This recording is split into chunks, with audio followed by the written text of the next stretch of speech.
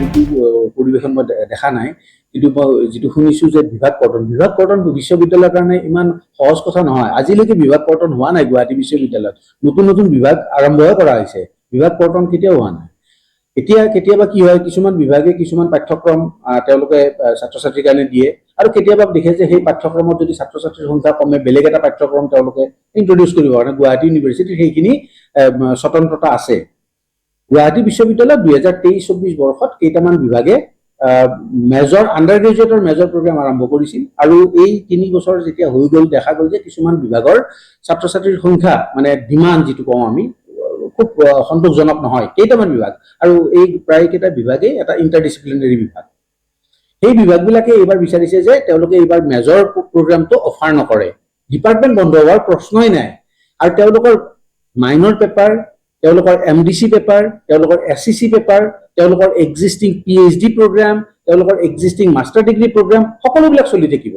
এইবিলাক ডিপাৰ্টমেণ্টত যিবিলাক চাৰ্টিফিকেট বা ডিপ্ল'মা প্ৰগ্ৰাম আছিল সকলোবিলাক চলি থাকিব। মাত্ৰ তেওঁলোকে যিহেতু ষ্টুডেণ্টৰ ডিমাণ্ডটো সন্তোষজনক নহয়, তেওঁলোকে এইবাৰৰ কাৰণে মেজৰ প্ৰগ্ৰামটো তেওঁলোকে বন্ধ কৰিব খুজিছে।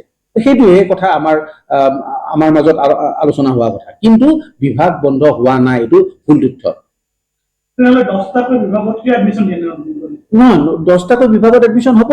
আমাৰ মেজৰৰ এডমিশ্যনটো নহয়, সেই 10টা বিভাগত আণ্ডাৰ গ্ৰেজুৱেটৰ মেজৰৰ এডমিশ্যন নহয়। এইকেইটা বিভাগত মাষ্টাৰ ডিগ্ৰীৰ এডমিশ্যন, PhDৰ এডমিশ্যন, মাইনৰৰ, skill enhancement course, MDC paper, সেইবিলাক সকলো চলি থাকিব।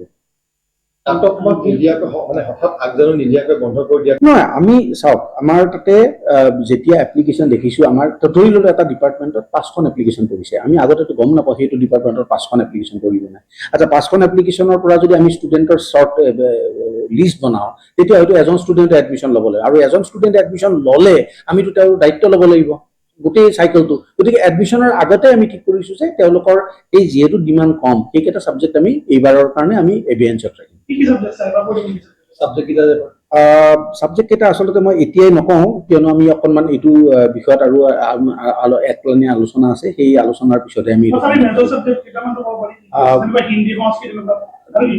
ধৰি লওক তেনেকুৱা এৰাবিকৰ ধৰক অলপ ডিমাণ্ড কম, বড়োৰ ডিমাণ্ড কম আছে, আণ্ডাৰ গ্ৰেজুৱেটৰ মেজৰৰ কাৰণে, পোষ্ট গ্ৰেজুৱেটৰ কাৰণে তেওঁলোকৰ যিটো ডিমাণ্ড আছে সেইখিনি আমি আৰু এডমিশ্যন চলি থাকিব।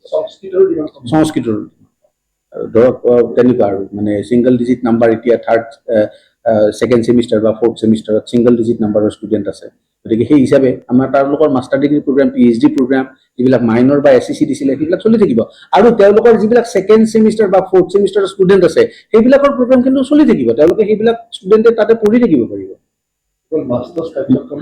আণ্ডাৰ গ্ৰেজুৱেট, মাষ্টাৰ নহয়, মেজৰ প্ৰগ্ৰাম, আণ্ডাৰ গ্ৰেজুৱেটৰ মেজৰ কৰ্চটো এইবাৰৰ কাৰণে সেইকেইটা বিভাগত বন্ধ ৰখা হৈছে। নহয়, তাৰমানে 4 year আণ্ডাৰ গ্ৰেজুৱেট প্ৰগ্ৰামৰ এইটো এটা ভাল ব্যৱস্থা যে ছাত্ৰ ছাত্ৰী কলেজত 3 বছৰ কৰি পেলাই 2 বছৰীয়া পাঠ্যক্ৰমত তেওঁলোক আহিব পাৰে, আৰু সেইটো এইবাৰো অহাৰ আমি দেখিছোঁ, এপ্লিকেশ্যন আমি দিয়া আৰম্ভ কৰিম।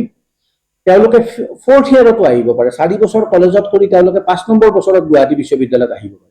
গতিকে পাঠ্যক্ৰম বন্ধ নহয়, পাঠ্যক্ৰম চলি থাকিব। মাষ্টাৰ ডিগ্ৰী যিটো পাঠ্যক্ৰম সেইটো চলি থাকিব, সেইবিলাক বিভাগতো চলি থাকিব।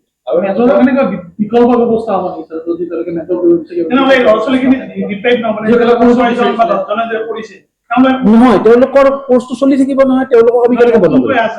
নতুনকৈ অহাখিনিতো আমি এডমিশ্যন দিয়াই নাই। নতুনকে যিখিনিয়ে এই 4জন বা 5জনে এপ্লাইহে কৰিছে, তেওঁলোকে এডমিশ্যনটো লোৱা নাই। এডমিশ্যন লোৱাৰ পিছত আমি এইটো বন্ধ কৰিব নোৱাৰোঁ, এডমিশ্যন লোৱাৰ আগতে। সেইকাৰণে আমি এইকেইটা ছাবজেক্টত যিহেতু ডিমাণ্ড কম, আমি বন্ধ কৰিছোঁ, আৰু সেইকেইটা ছাবজেক্টে বেলেগ বেলেগ কোৰ্চ তেওঁলোকে দিব। এইবিলাক ডিপাৰ্টমেণ্টে বেলেগ বেলেগ কোৰ্চ তেওঁলোকে